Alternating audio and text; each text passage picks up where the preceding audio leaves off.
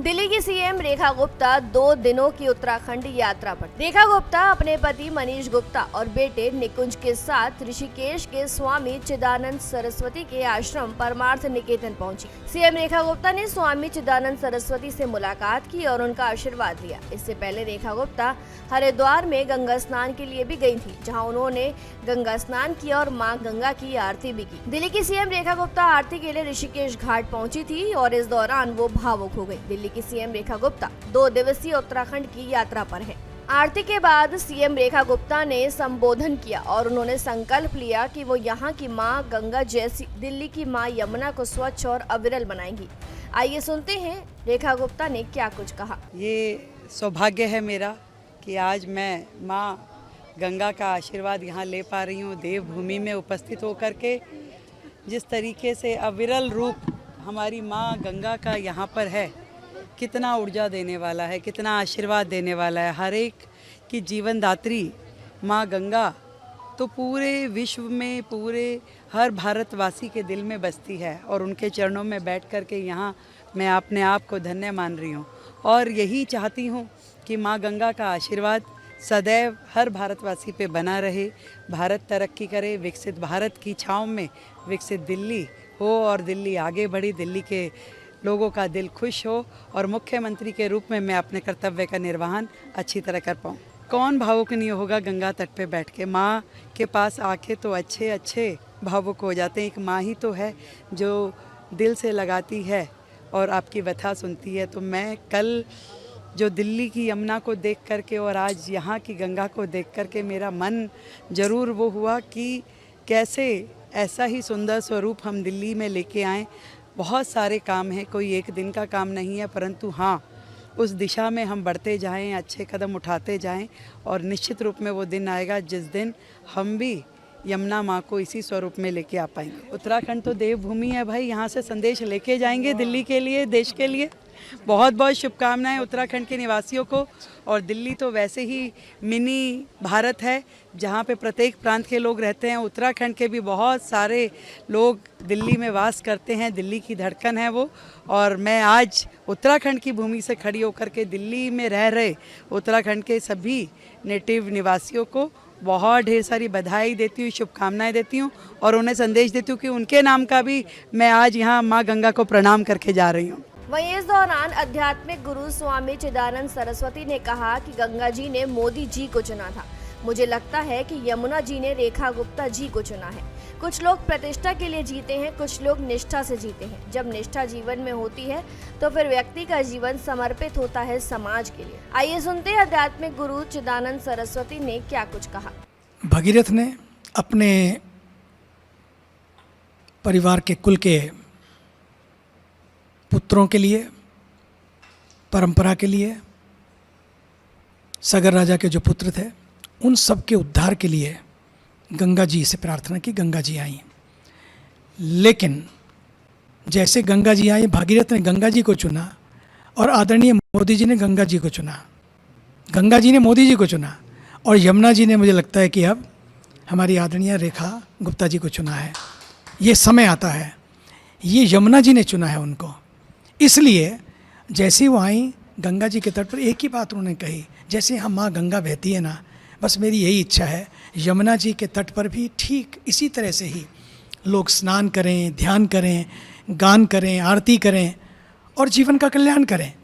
तो ये जो भाव है ना, ये उस व्यक्ति के दिल में हो सकता है जो खुद संस्कारी हो, जिसकी अपनी निष्ठा हो। कुछ लोग प्रतिष्ठा के लिए जीते हैं, पद और कद के लिए जीते हैं, कुछ लोग केवल निष्ठा से जीते हैं। जब निष्ठा जीवन में होती है तो फिर व्यक्ति का जीवन समर्पित होता है समाज के कार्यों के लिए। 100 दिन सैकड़ों काम।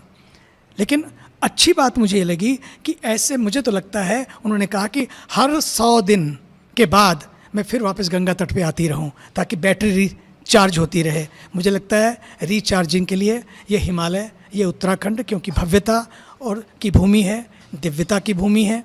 और मैं तो कहता हूँ उत्तराखंड जो है ना हमारा स्पिरिचुअल लैंड तो है ही है।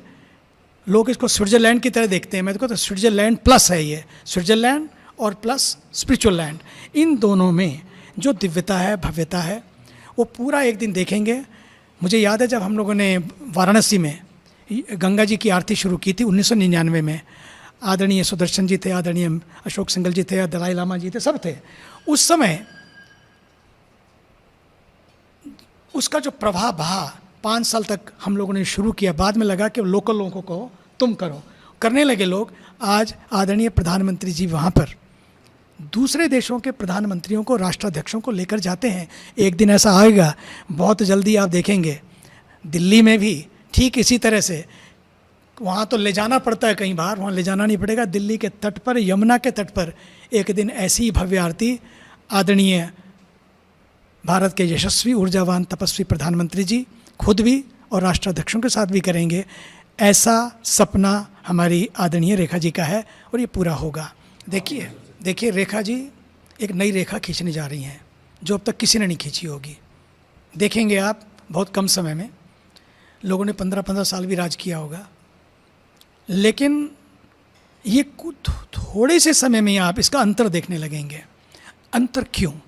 क्योंकि भीतर अंतर नहीं है। भीतर ये कि ये सब मेरा है। जब सेंस ऑफ बिलोंगिंगनेस हो जाती है ना, सेंस ऑफ ओनरशिप नहीं है, ओनरशिप एक डिफरेंट होती है, बिलोंगिंगनेस बिल्कुल डिफरेंट होती है। तो ये सेंस ऑफ बिलोंगिंगनेस है। तो ये जो जब हो जाता है कि मेरी दिल्ली मेरा परिवार, केवल एक मेरा परिवार नहीं, मेरी दिल्ली मेरा परिवार, मेरा भारत मेरा परिवार, जैसे आदरणीय श्री मोदी जी बोलते हैं ना, मेरा भारत मेरा परिवार, उनके लिए मेरी दिल्ली मेरा परिवार। और ये जो भाव है ना, फिर जब परिवार के लिए व्यक्ति जैसे करता है, फिर अपने दिल्ली परिवार के जब करने लगता है, चीज़ें बदलती हैं, दिल बदलते हैं, दिल्ली बदलती है, और उसके माध्यम से देश को एक संदेश जाएगा। अगर कोई करने वाला आए ना, चीज़ें बदलती हैं, और ये होने जा रहा है और होगा, मुझे पूरा विश्वास है। मैं तो जिस दिन पहली बार मिला इनको, पहला इंटरव्यू मैंने देखा था आपका इंडिया टुडे पे, हम दोनों थे वहीं सामने बैठे थे, जो आपने बोला, मैंने कहा ये दम है। सीधे सीधे शब्दों में जिस तरह से उन्होंने कहा, इतने बढ़िया ढंग से दिया था। मैंने कहा कि दिल्ली को कोई मिल गया, यूं ही मिल गया। राह चलते चलते मुझे आज दिल्ली को राह चलते चलते ऐसा कोई मिला है जो परिवर्तन लाएगा, और पक्का है ये, क्योंकि वो सरलता, वो सजगता, ये जल्दी आती नहीं, अकड़ बहुत होती है, और जब अकड़ होती है ना, फिर पकड़ ढीली हो जाती है, और जितना आदमी अकड़ता है उतनी पकड़ ढीली हो जाती है, और जितनी पकड़ बढ़ती है, पक्का मान लीजिए, उतने लोग जुड़ते चले जाते हैं। तो हमें अकड़ नहीं, पकड़ से लोगों को साथ लेना है। एक था पहले जो केवल अकड़ में रह गया, आपको मालूम है क्या क्या डायलॉग थे, प्रधानमंत्री तक के लिए भी। मैं बोलना नहीं चाहता हूँ क्योंकि मैं नेगेटिव कभी नहीं बोलता, लेकिन अकड़ धरी रह जाती है।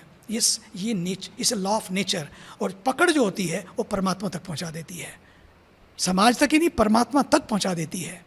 ये सृष्टि का सिद्धांत है। इसलिए मैं आने वाले समय में बहुत बड़ा परिवर्तन देख रहा हूँ। दिल्ली बदलेगी, दिल बदलेंगे, और पूरी दुनिया देखेगी। देखिए, जब बात देश की हो, उस समय सवाल नहीं उठने चाहिए, बल्कि जवाब बनकर खड़े होना चाहिए।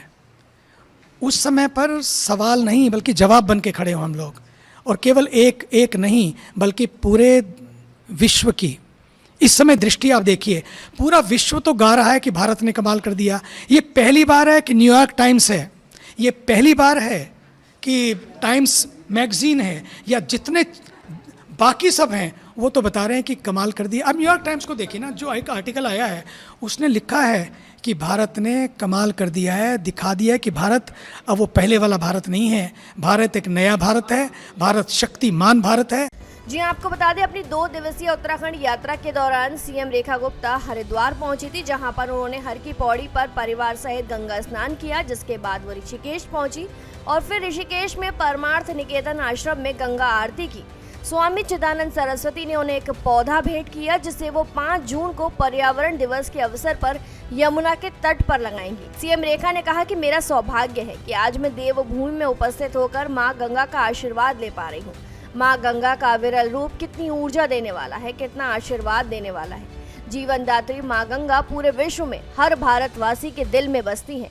यहाँ उनके चरणों में बैठकर मैं खुद को धन्य मान रही हूँ। मेरी कामना है कि माँ गंगा का आशीर्वाद हर भारतवासी पर बना रहे, भारत तरक्की करे, विकसित भारत की छांव में विकसित दिल्ली हो। आपकी क्या कुछ राय है रेखा गुप्ता की उत्तराखंड यात्रा पर हमें कमेंट सेक्शन में ज़रूर बताएं। तमाम जानकारियों के लिए ज़रूर सब्सक्राइब करें भारत एक्सप्रेस।